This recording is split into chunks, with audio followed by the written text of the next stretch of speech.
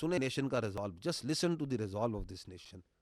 ये है वो बाप जिसने अपनी 2 बच्चियों को शहीद हुआ है कब्र में डाला है। सुने इसको, just listen to him.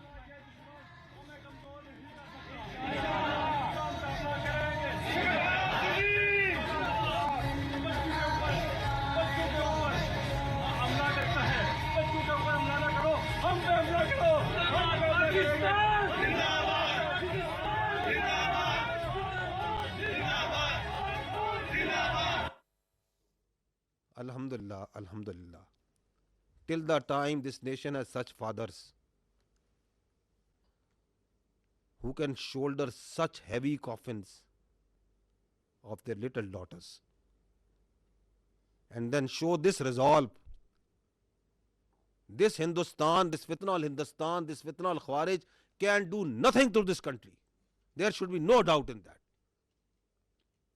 Now we'll take your questions.